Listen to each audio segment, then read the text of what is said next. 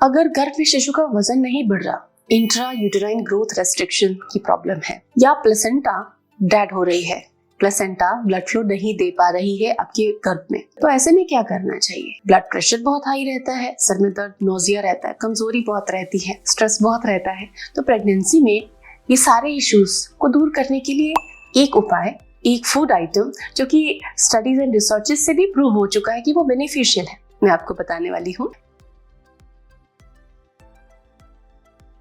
Hello and welcome again to YouTube mom channel. आशा है आप अपनी प्रेगनेंसी को यूट्यूब मॉम के साथ एंजॉय कर रही होंगी।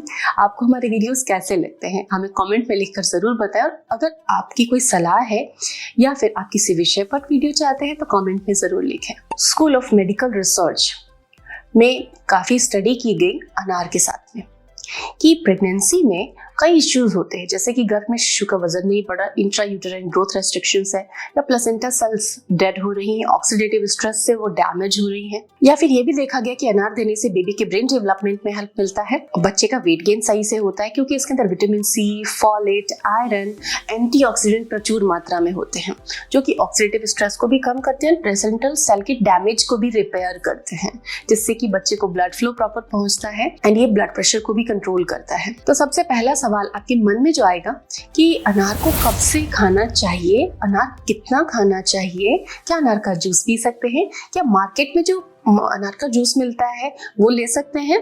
तो फ्रेंड्स, मार्केट में जो पैक्ड अनार का जूस है, पैकेज्ड कोई भी फूड आपको प्रेगनेंसी में नहीं लेना चाहिए।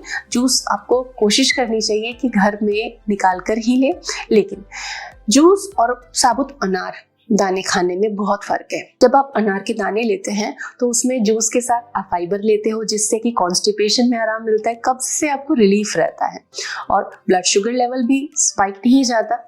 लेकिन जूस लेने से केवल आप उसका शुगर ले रहे होते हो, फाइबर रह जाता है, तो अनार का पूरा लाभ आपको नहीं मिलता। कोशिश करें कि अनार को एज ए होल खाने की। हाँ, हो सकता है कि रेगुलर अनार खाने से बोरियत आ जाए तो आप तरीका बदल सकते हैं, तरीकों की भी बात हम करेंगे। प्रेगनेंसी में आपका मूड बहुत खराब रहता है, तनाव रहता है, तो ये स्ट्रेस रिलीवर भी होता है क्योंकि इसके जो कंपाउंड्स होते हैं आपके स्ट्रेस को कम करने में हेल्प करते हैं। तो अंदर से क्यों ना मजबूत बना जाए, हेल्दी चीजें खाकर आप अनार को अपनी डाइट में जरूर शामिल करें। और सबसे अच्छी बात कि अनार एक इतनी बेहतरीन चीज है कि आप 70 से 100 ग्राम अनार दाने प्रतिदिन अपनी प्रेगनेंसी में यूज कर सकते हैं। जब से आपको प्रेगनेंसी पता चली है तब से लेकर 9वें महीने तक आप इसे कंज्यूम कर सकते हैं।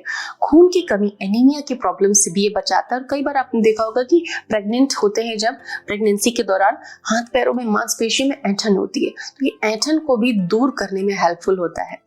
तो अनार बहुत बेनिफिशियल है, गर्भ में पल रहे बच्चे के लिए भी और प्रेग्नेंट माँ के लिए भी, दोनों की सेहत के लिए बहुत अमेजिंग है। स्टडीज भी इसका दावा करती है। तो फ्रेंड्स, अनार आप जरूर यूज करें, लेकिन बोरियत की बात जरूर करूंगी कि रोज अनार दाने खाना बोरियत हो सकता है। तो आप कई बार अनार को 1-2 एप्पल के आप स्लाइसेस ले लें, आधा एप्पल ले लें और 1 कप अनार ले लें, उसकी स्मूदी बना सकते हैं।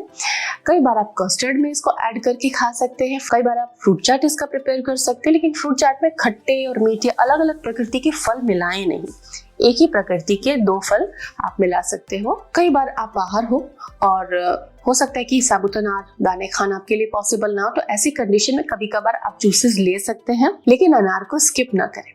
अनार जितना हो सके नियमित खाने का प्रयास करें। 30 में से 25 दिन तो आपको अनार जरूर ही खाना चाहिए। अनार बहुत ही बेनिफिशियल है, ट्राई करें अपनी बेबी के लिए और खुद के लिए। Stay tuned. Thank you.